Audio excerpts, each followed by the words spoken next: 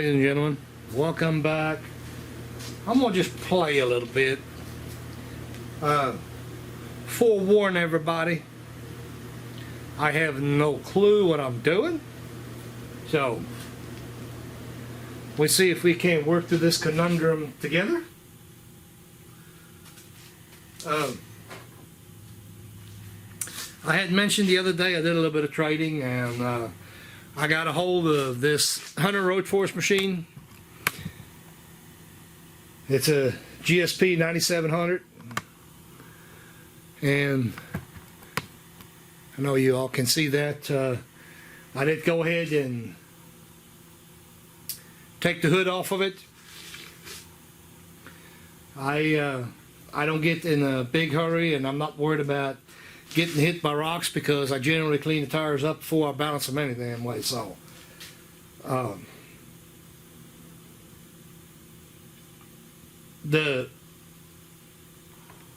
let's start with this. So why did I go from a standard balancer to a road force balancer? Well, it's pretty simple. A, I got a real good deal on it. B, the road force balance, in my opinion, is, and I'm going to say this lightly because there's probably going to be a lot of people out there that would disagree with me on that one too, but in my opinion, it's a superior balance. This tire balancer here is more or less, yeah, I'm going to go ahead and call it a diagnostic machine because of the road force part of it. That is the diagnostic. So the thing about the road force balance is, to explain a little bit what it does, it finds heavy spots in the tire sidewalls, and it can find a rim that's running out. Most all rims don't run perfectly true. The machine is, quote unquote, supposed to detect that and use that information to do a lot of odd and end things. Now, the wheels that I got off are man, and I know they're balanced. Well, at least I think so. And I spun one, did a quick check on it, and sure enough, you know, it's in balance. There wasn't no shaking complaint. I mean, my wife picky anyway, so she complains about everything. I would have known if it was shaking, but anyway. So the beauty of these things here is, you know, it does let you do diagnostics that a standard tire balancer just doesn't allow you to do. So I'm not an expert on it, don't claim to be. I'm just sharing the parts that I know about it. You know, this tire balancer here has got a lot of features, not because of the road force part of it, just a lot of features that mine did not have. This one here is an older version. It does not have laser, so you got to kind of pay attention to what you're doing on it. You know, I've been balancing tires for a long time. I generally don't have no problem with weight placement, but the laser is handy nonetheless. You know, machines that have it, they're great. Not saying it isn't. Some of the features on these things here, you know, of course, like all good or more expensive tire balancer, you know, it automatically rotates the wheel for you. You know, you can rotate the spindle when you're putting the nut on, you know, a quick take up. It's got a bunch of features. You know, I don't really want to go through all of that. You know, I mean, for those of you that know about road force and are even going to watch the video, you know what I'm talking about anyway. So ain't no need in me standing here for 10 minutes and trying to explain it.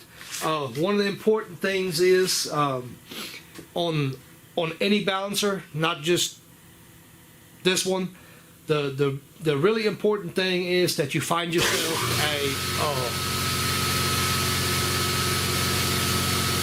naturally the air compressor had to kick on, but Anyway, as I was saying, the most important part in my book is you find the proper cone for it. You know, the cone has to fit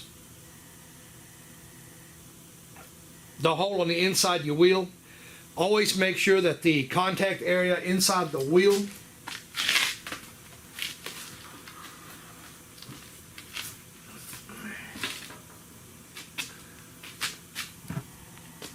get you a quick shot of that so you know what I'm talking about. The contact area basically is the area right there. Make sure that's clean, doesn't have any debris on it, which of course this one is pretty clean. So get that camera down a little bit so we can maybe see a little bit better. So we'll go ahead and set this already got, this is a cone right here. This is the part we're going to use. It fits the best. You know, I'm not gonna go into how to set these up. You know, when you read your manuals, if you ever get a balancer, or those of you that have them, you know, read the manual. It tells you about how to set the cones up. So be careful on the wheel not to scratch everything. On this one here, this balancer here will actually turn the spindle for me. Hit the pedal twice. You know, I started up, hit the pedal, and it'll do a take up for me.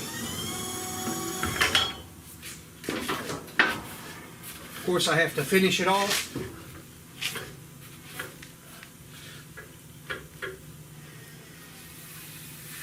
Want this to be good and tight. We inspect. And all I'm going to do, keep you over here on the screen, all I'm going to do is a spin to see what the balancer is telling me. Now the calculation that the balancer uses is going to be different from balancer to balancer.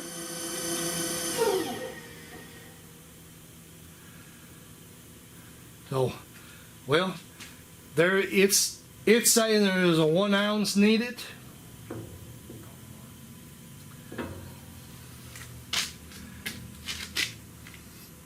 If you look at the screen, it kind of displays it out. The static up and down, it's not liking that, but actually the side to side, it's fine with that. The dynamic part of it is fine with.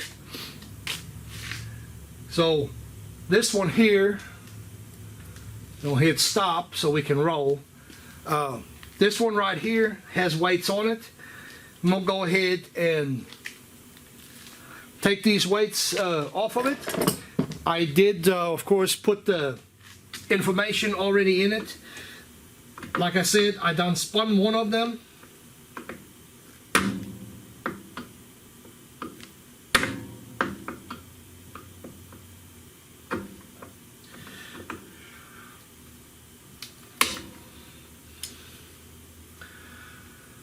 This one here is a 1.5 ounce on the inside, and then it's got sticky weights. I mean on the outside, well, on the inside of the wheel anyway. Oh, I get it right here in a minute. And there is the sticky weights toward the outside of the wheel. Basically on the inside. Well, I'll show you. That was stupid. I guess I could have just showed you. I'm sure the camera will pick it up. Well, it does now. There's your weights, so I'm going to go ahead and peel them off. These rims here are grayish black color. So, wrong way. But as you can see, I'm going to actually switch those light colored ones out to the black. I've got them in black. I've got them in silver. So on these wheels here, they should have used black. They probably didn't have any. When they put that on, flip that lens back around. I apologize, I'm not really getting everything that probably should be gotten on it, but I'm going to go ahead and take the weights off. You will have to, you know, if you ever do adhesive weights, I highly recommend you get one of these. These are for adhesive weights. You don't know, that's a removing tool for adhesive weights. Comes in handy for other stuff as well, but that's what it actually is.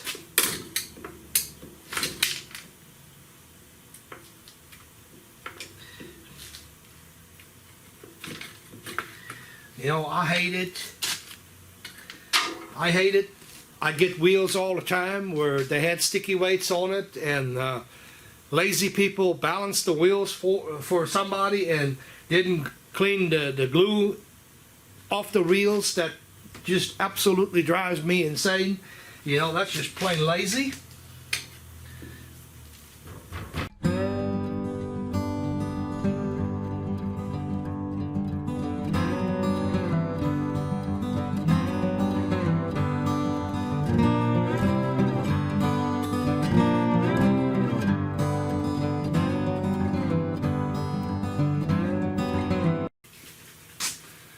This stuff right here is made by 3M. This is an adhesive remover. It's 38983. 38983. That stuff is actually phenomenal. It works really, really good.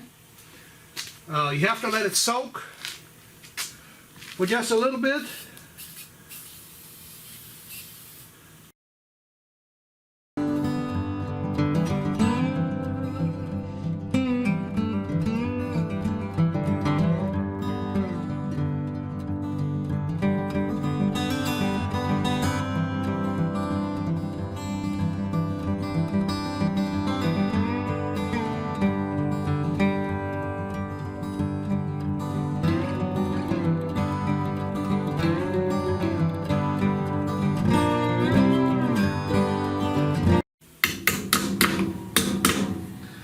I have not used the balancer, so other than I've had like a couple of wheels on to play, but anything you're going to have to get used to your equipment. You know, once you're used to the equipment, not a big deal no more. But anyway, at this point in time,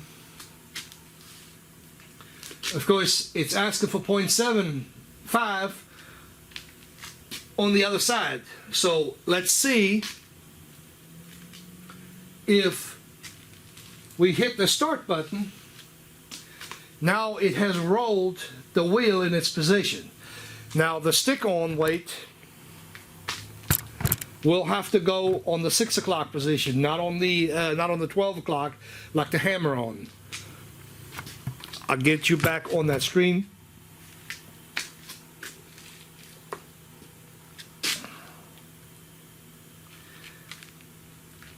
So a lot of times, in my experience, in my previous experience with my other balancer, when it comes to stick-on weight, normally more it complains less about than less. With other words, as I said earlier, I don't have any of the 1/4 ounce weights left. That's really what we need, but what I can do, instead of 0.75, I'm going to try 1 ounce.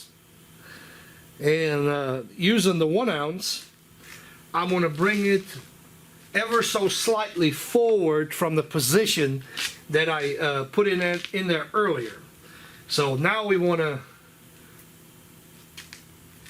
make sure that this is clean. You know, and on this one here, I like to look at it from the front side. I want to know, I use a reference, I always use the spindle, and I look straight down, and I can see now my 6 o'clock is about right there where my spoke is at. So now that I gauged that, visually gauged it, I'm going to go ahead and try to place the weight there and see if we can't balance this out. Like I said, I'm going to ever so slightly bring that weight forward, hopefully in an effort to be able to balance it out. I didn't stick it on there real tight. Give it another spin, and maybe it balances out.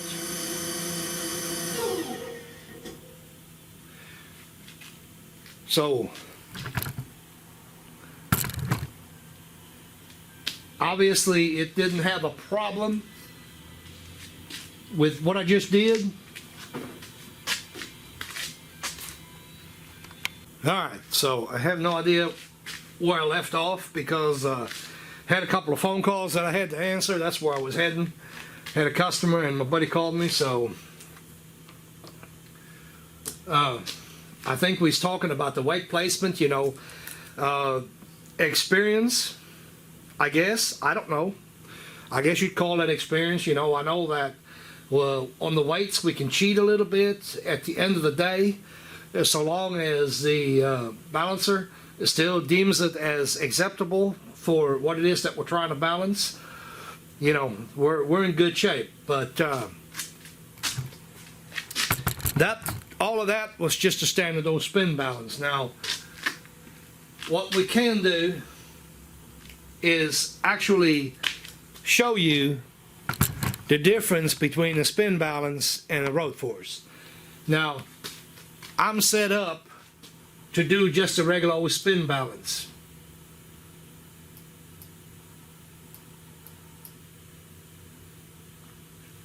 I turned straight track off, never mind about that. I'm actually just going to passenger tire. Now, in my opinion, and again, it's my opinion, take it as such. You know, when I do a road force, I want to get these rocks out of here. A, they're hard on the material that the drum is wrapped with, and B, I think the bigger rocks can actually cause false readings. So I want to clean my tires pretty good. You know, it doesn't take that long. You know, remember, making these videos, you know, everything takes a little bit longer trying to explain rather than doing. So we had some bigger rocks in here. I'm not going to leave them in there. I may be perfectly fine. You know, that's all a matter of opinion. I don't care. I'm going to take just the 30 seconds it takes to pick them out of there. But anyway, turn the straight track off, which never mind about that. So now what the balancer wants to do is a road force. So we'll close the non-existing hood, and we're being alerted for air pressure. Okay?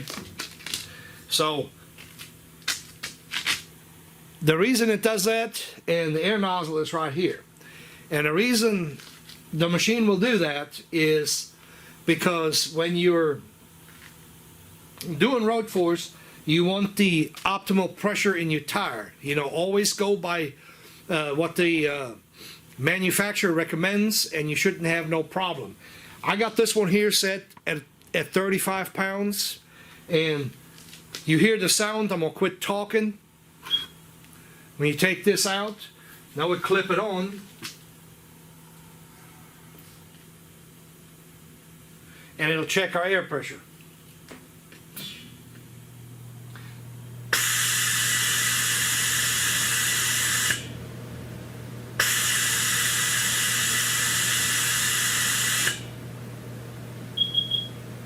So it's like in our 35 pounds that we have, we replace the air nozzle, and now we're actually ready to proceed with the road force. Once again, close the hood.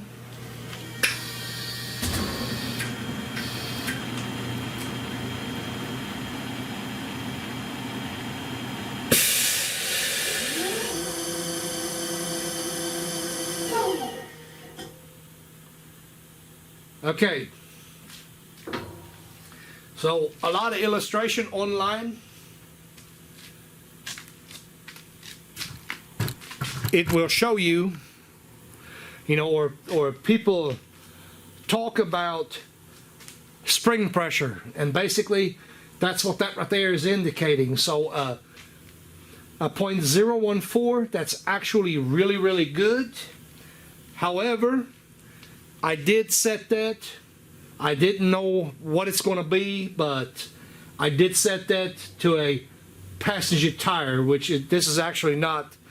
It's a minivan, you know, so it should go to PSUV, in my opinion, anyway. And when you roll it down, what it's telling you, it's got a red line right there, and the machine actually tells you that .026 is acceptable. Anything above it is not acceptable. As you can see, I'm half that, or almost half, just a shade more than half of it. So basically, this here wheel and tire assembly is ready to go back on the van. I might snatch up, without explaining it, I might snatch up another rear one and see what we got going on there, just to see. Although I'm not going to mess with this tonight, but I was kind of hoping that we find one that actually goes red, but it is what it is. So that never seems to work out the way you want it to work out anyway. But I'm sure at one point in time we're going to mount some new tires or something. You know, we'll make another video about these things right here.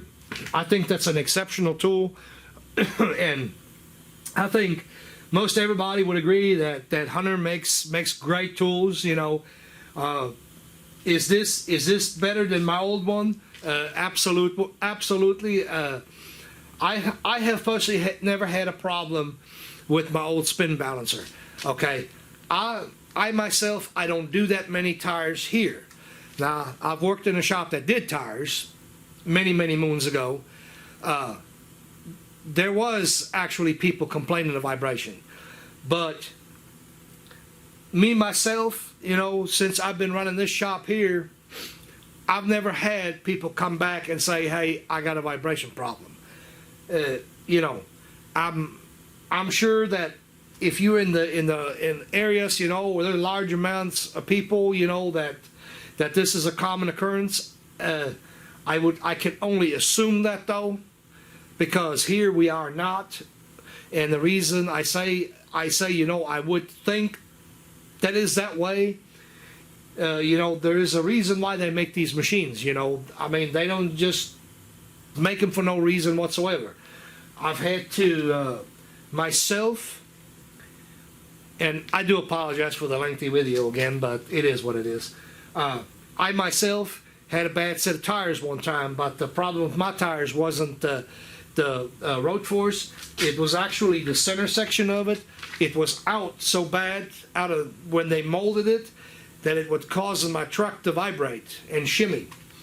But one of the requirements that they have, you know, to take a tire like that back, they want me to find somebody to road force them before I send them back, and it is pricey. You know, this is something that you do, or especially when you match an assembly. You know, that's something you do if you're picky. The match mount, and by the way, you can do a match mount with other balancers. You don't have to have one of these, but the match mounting part of it, you know, when it's about rolling the tire on the rim to get a perfect match. I'm not going to go into detail on that. I want to end the video. But the match mount, you know, that's for people that also don't want the large amount of weights. You know, if I get these honking weights, you know, on there, and I get two of them, you know, we've had it happen. You know, of course, you see that it happens. You get them bigger tires, you see it all the time. As a matter of fact, you know, and you match mount, you can eliminate some of the weight.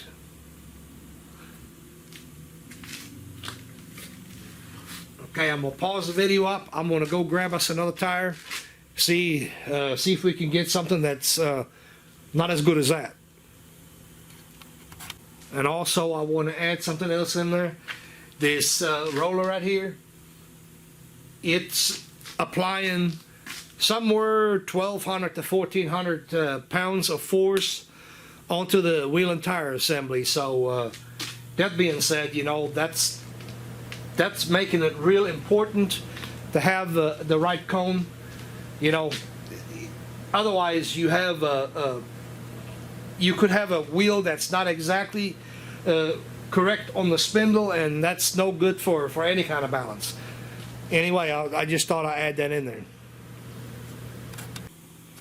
So as I was saying, the wheel that I grabbed, I went ahead and this time took the weights off beforehand. Didn't care what it's going to do. Once again, I'm going to step through here and I'm going to see if there's any kind of rocks that need to be taken out. I'm going to go ahead and do that.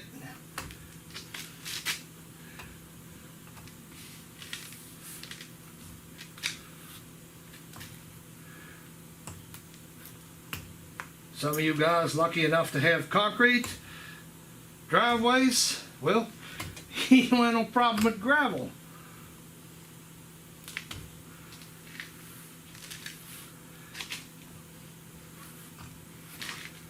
That's good enough. Let's see, we'll leave this right where it's at. Once again, it's asking us to check the tire pressure.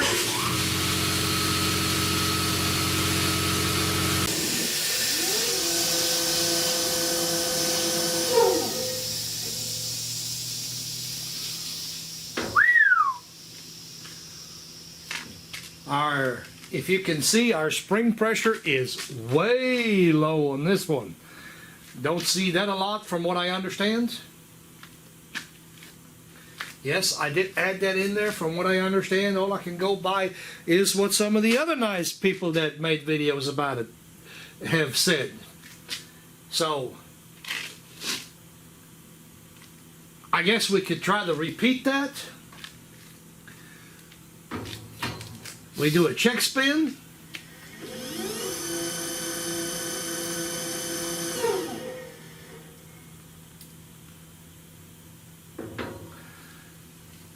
So, obviously, repeated our weight.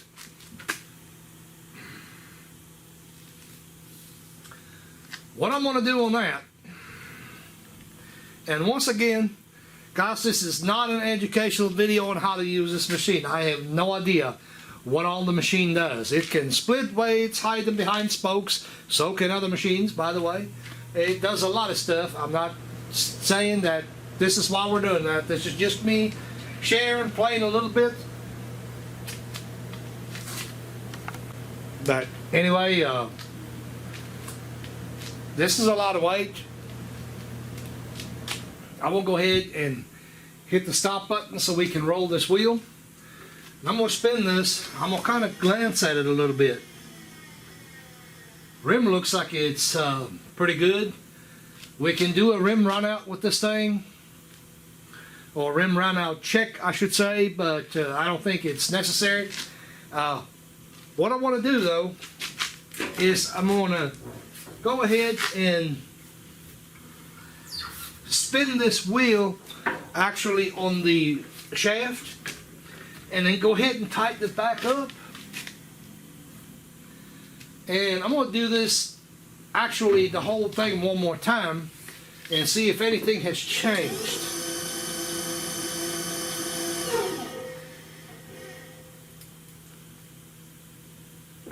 So it's something is changing.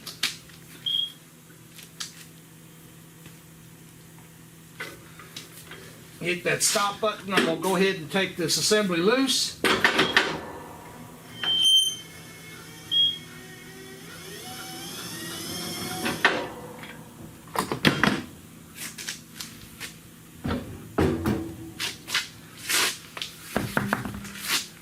I'll make sure that we are free of dirt,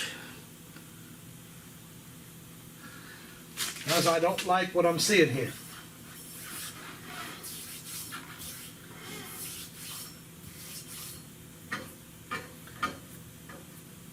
Guys, you need to keep in mind it doesn't take a whole lot to throw this off. You know, you get in some of these shops, you know, you watch the people balance your wheels, you know, they just wham, bam, thank you, ma'am. You know, they don't even seem like they don't even pay attention to what they're doing.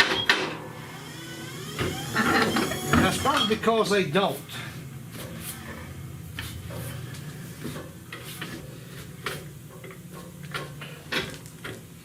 You know, it doesn't, of course, we spun it the first time, you know, we come up with this almost that same amount of weight. You know, it added just a little bit to it, but you know, I always question when it goes that high. Well, it's a lot. Of course, there's that air again. Want to do the yes? I almost touched the screen. It's not a touch screen. So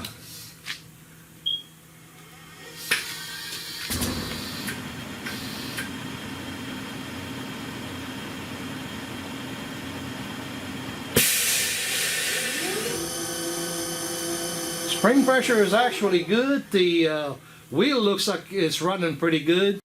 So I went ahead and froze the frame because I cut a lot of the video out because I went into a great big detail and explanation on what just happened.